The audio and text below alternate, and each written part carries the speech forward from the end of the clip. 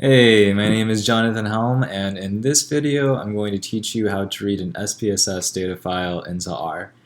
If you happen to have an SPSS file that you'd like to use, then I suggest that you just use it and follow along with the video.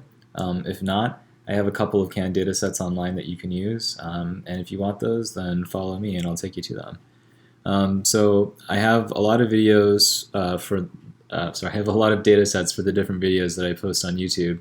And they're all on my website. So if you just go to johnhelm.org, it'll take you to my website. And on the first page of that website, you'll see a link that says Stats with John up at the top. So just go ahead and click that link. It'll take you to a page where I store all of those data sets. And this will change over time if I update some of them or make some new videos. So if it doesn't look exactly like this, that's okay. Just go ahead and click the link that corresponds to the name of the playlist. This particular playlist is called Reading Data into R, so go ahead and click that. You'll download a zip file, and if you want, you can just drag that to your desktop. It's a little easier for me to work with the data from the desktop, so I will place it there. I'm going to close out the web browser.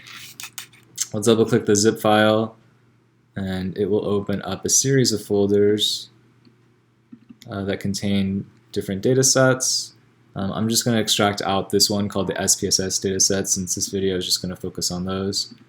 And if I open that guy up, there's just an SPSS dataset called salary data.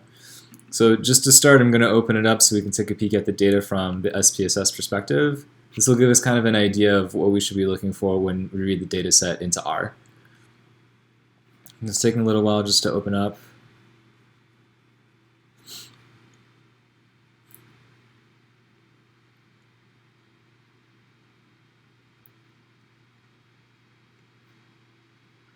So we see SPSS is booting up, and it should be opening up the data set for us in just a second.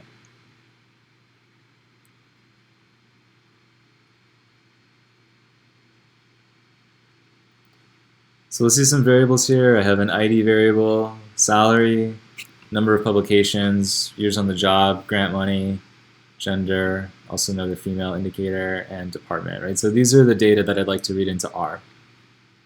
So what I'll do is I'll go ahead and I'll open up R. So I'm just going to scroll to my Finder and Applications, and I'm going to open up R. The console will open for us, and I'm also going to go to File, and I'm going to open a new editor, a new document. So I'll just type some comments here.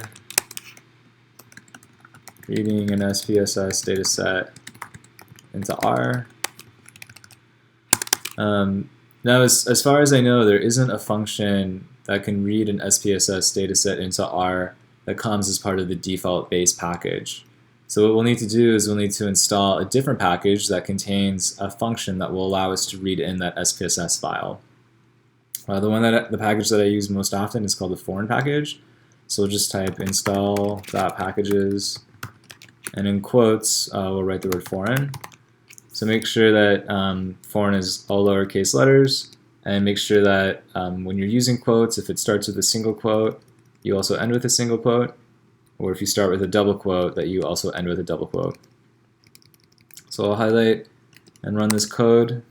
You might have a dialog box that pops up that asks you to choose a CRAN location to start from, and that's okay. Just download from whichever one is closest to you.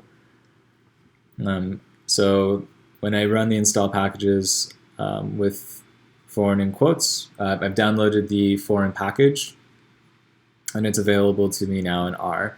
Now, one of the things that I need to follow up with is I need to actually open up that package. So I've installed the package, and there are functions inside that package, but those functions are not available to me until I actually open the package. All right, and we can open the package by using the library function. So I can type the library, and inside that write the name or word foreign for the foreign package. Notice that this time, when you're using the library function, you don't actually need to include the quotes. Okay, so I'll highlight and run that. And it's not going to give me an error message or any output back. Okay, it's just going to open up that foreign package and make those functions available to me. Now, if I want to read in the SPSS dataset, I'm going to use a function called read.spss. And what I need to put inside this function is the name and the location of the dataset. Okay, so let's get the location first. So I'm just going to scroll back over to my folder. This is the one that I downloaded from the website. I'm going to open up SPSS datasets folder, and we'll see that this is the SPSS file that I'd like to read into R. So what I can do is I can right-click this SPSS file, and on a Mac I'm going to select Get Info. On a PC you can click Properties. And in the dialog box that opens up, it will contain the path or the series of folders that we would go through on the computer in order to get to our dataset. So for me on a Mac, it's right after this where part of the dialog box. I'm just going to highlight that whole part, copy it, and I'm going to paste it into the R editor. So in a PC, it'll be kind of up toward the top of this dialog box. You'll see a part that you can click on, and it'll contain a similar series of paths. It'll be something like C:\\, and then your name, the username, desktop, and so on. Now, when we copy that path, right, in a Mac, you'll notice that I have /, and that's going to work really well for R. R tends to like /, and this works when we're telling R a location of a file. If you happen to be using a PC and you copy that path, what you'll see are backslashes, right? So you won't see /. What separates the folders are backslashes, and you'll want to make sure that you change those, right? R wants to use /. So if you're using a PC, make sure that you change all the backslashes to /. Okay, notice that this path is just a path to the file, right? So if I go on my computer, if I go into users, and then I double click the folder called jhelm, and then I double click the folder called desktop, and then I double click the folder called SPSS datasets, that's this one here, right? Then that takes me to this location. But I actually need to go one step further, and I also need to tell R the name of this data file. Right, so you can just click it and highlight the name of the data file and copy it. I'm going to add another / here, and I'm going to paste in the name of that data file. Okay. So now I have the path, which is kind of like the series of folders leading up to that data file, and I also have the name of that data file at the end. Now I'm going to put this whole thing inside quotes. Right? I'm just going to use single quotes. You can use double quotes, but again, just make sure if you start with a single quote over here, that you end with a single quote over here. Or if you start with a double quote here, then make sure you end with a double quote over here. Now I want to add one particular option. I feel like this is super useful when I'm reading SPSS datasets into R. I'm going to type comma, I'm going to have a character turn. I'm going to type 2.data.frame is equal to true. Now in the read.spss function, it can read your dataset in a couple of different ways and organize those data in different ways. And for me personally, and all the applications that I've ever seen in R, the most useful ways to read it in is what's called a data frame.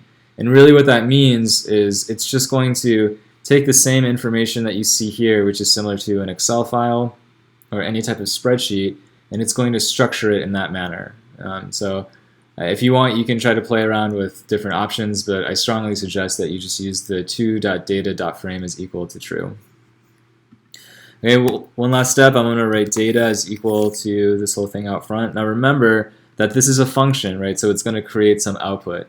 In this particular case, the read.spss function is going to read an SPSS dataset into R. And so what we want to do is have it not only read that dataset into R, but we also want to store it into an object. So what will happen is this whole code will say use the read.spss function to read the salary data.sav dataset, transform it into a data frame, and then store that data frame into this new object I'm creating called data. Okay. So if I highlight and run this code, again, if it works successfully, then it's not going to give me back any errors.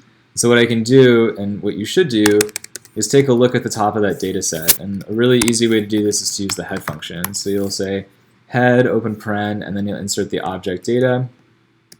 And if you highlight and run that, it'll print back the first 6 rows of the data. And just a second, I'm going to make the console a little bit wider. I'm going to run the code a second time, and that's just so we can see all of the columns on the same space, right? So not moving department down one. So what I hope to see is I want to see this exact same data set here. I want to see it mirroring the exact SPSS data that I have here, right? So ID, if I look at ID, I see it goes from 1, 2, 3, 4, 5, 6. I see 1, 2, 3, 4, 5, 6. I look at the values for salary. Those values look identical to the ones that I see in R. Number of publications, that looks identical. Here's on the job. Let me scroll this just a little bit over. Here's on the job, looks the same. Grants looks the same. And what's important is if we look at grants, we notice that the fourth individual has a missing value here. Okay, they have a missing value here. So in R, what we see is this NA, and NA stands for not available. So the way R represents missing data is by writing in this NA. And we can see that this directly aligns with the SPSS data file that we see here. Okay. So this is how you read SPSS files into R, right? We're just installing the foreign package. We're opening up that package with the library function. Once we have the foreign package, we can use the read.spss function to read datasets into R. And of course, you just want to go back and double check and make sure that you've read in the data correctly by looking at the top of the dataset and then looking at the SPSS file, making sure that the two match. Thank you so much for watching this video. If you liked it, please like it. If you have any questions, comments, or feedback, please feel free to email me at jonathanleehelm@gmail.com. Feel free to also follow me on Twitter at jonathanleehelm. I look forward to giving any feedback you have, and thank you so much for watching.